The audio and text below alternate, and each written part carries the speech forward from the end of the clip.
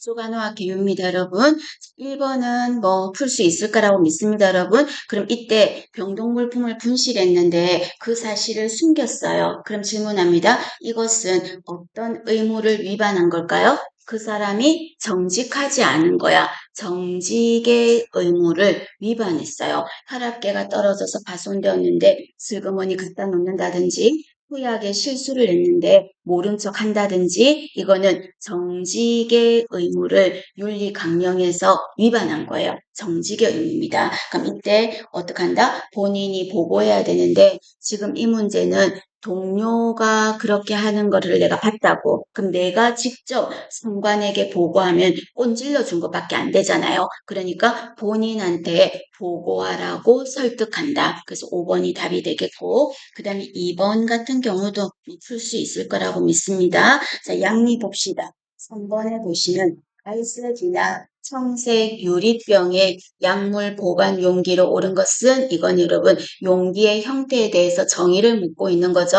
어렵진 않아요. 갈색이나 청색으로 있다는 거는 빛을 차단하기 위한 거야. 이런 용기를 뭐라고 한다? 사광 용기 이렇게 말하죠. 빛을 차단하는 거예요. 자, 반면 여러분 그 옆에 제가 조금 메모를 조금 해놨습니다. 여러분 어떤 게 있다? 자, 어떤 용기는 밀폐 용기, 3번에 있는 밀폐 용기 있죠? 자, 이 밀폐 용기는 약물의 파손이나 섞이는 거, 파손이나 혼합을 방지하기 위해서 하는 게 뭐다? 밀폐 용기라고 돼 있어요. 제가 적어놨죠?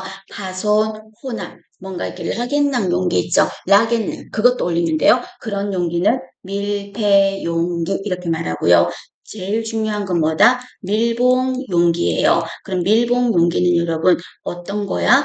미생물이 들어가지 못하게 만든 용기를 밀봉 용기 이렇게 말합니다. 미생물의 침입을 방지한다. 그래서 가장 대표적으로 앰플, 그 밑에 있죠. 앰플, 바이알 이런 거는 약물인데 주사약인데 균이 들어가면 안 되잖아요. 앰플, 바이알 같은 게 무슨 용기다? 밀봉 용기 그 말이고요. 그 다음에 5번에 있는 사광 용기는 뭐죠? 빛을 차단하는 용기. 아까 어떤 소독약이 떠올라요? 과사나 수소수가 떠오르셔야 되겠죠. and 그 위에 보시면 수분의 침입을 방지하는 용기도 있어요. 그럼 수분의 침입을 방지하는 용기를 뭐라고 말한다?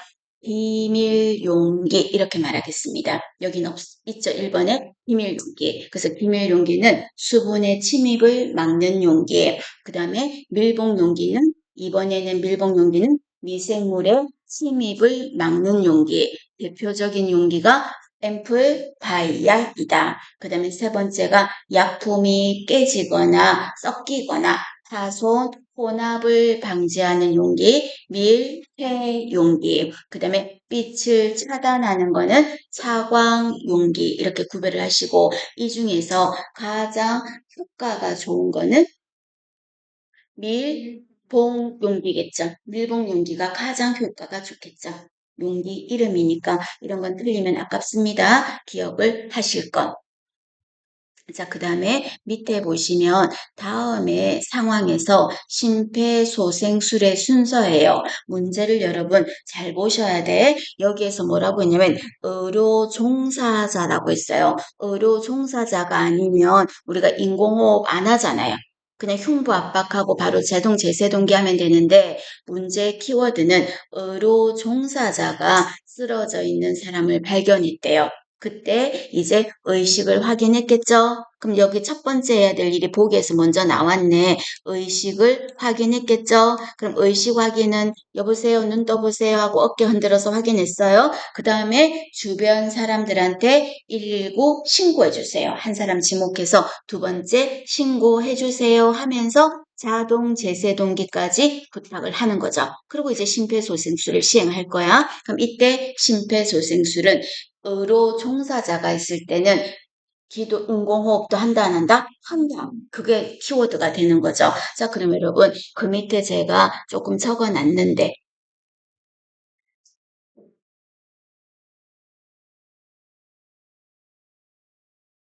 뭐를 적어놨냐면 요 밑에 보면 자 우선은 환자 안전한지를 확인하고 그 다음에 환자 반응을 확인한다는 말 했죠. 이때 반응 확인은 어떤 식으로 한다? 두드려서 의식을 확인하는 거죠. 알면 안 적어도 돼요, 여러분. 그 다음에 119의 구조를 요청하면서 and 자동 제세동기 부탁하겠죠.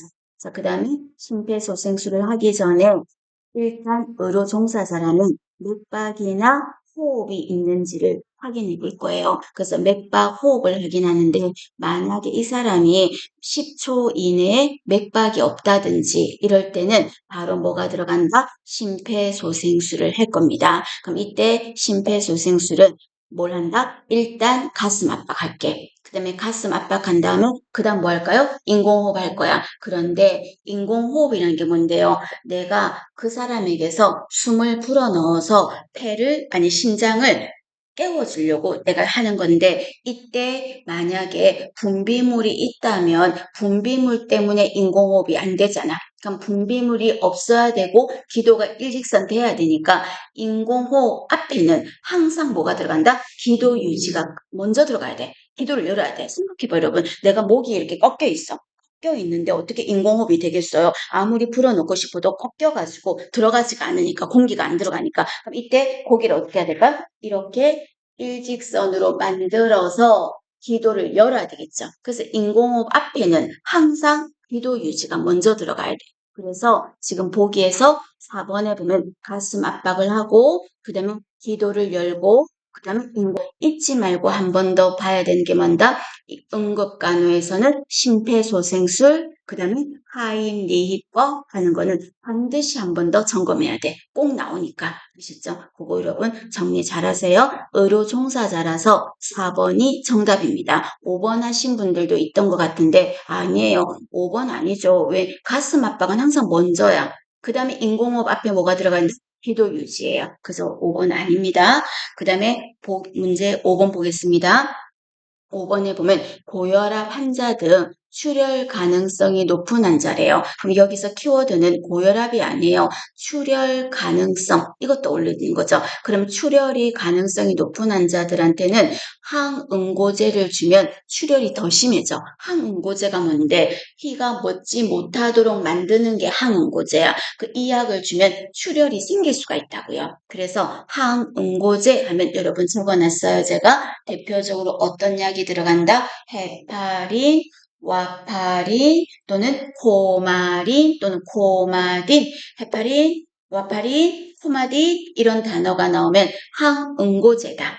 헤파린 들어가면 돼요. 헤파린, 와파린 이런 말 들어가면 항응고제라고. 그럼 항응고제는 투여하고 나서 꼭 기억하세요, 여러분. 어떤 걸 봐야 된다? 혹시 출혈 있을까봐 출혈의 여부를 확인해야 돼. 그래서 헤파린, 와파린 하는 항응고제 하는 거 기억하셔야 됩니다. 그러면 출혈의 위험이 높은 사람은 항응고제 주면 출혈이 더 심해질 거니까 그거 기억하세요. 봐주실 건. 그 다음에 6번입니다. 자, 6번에 보면 신생아 모유 수유시 간호입니다. 자, 1번에 왜 틀렸을까요? 똑바로 눕힌 자세가 아니겠죠. 눕힌 자세 수유하면 안 되잖아. 그 다음에 2번에 보면 수유하고 나서 젖은 기저귀를 갈아준다? 왜 틀렸어요? 수유 전에 좀 기분이 뽀송뽀송하게 하자고 수유 전에 젖은 기저귀를 갈아주고 수유하자고요.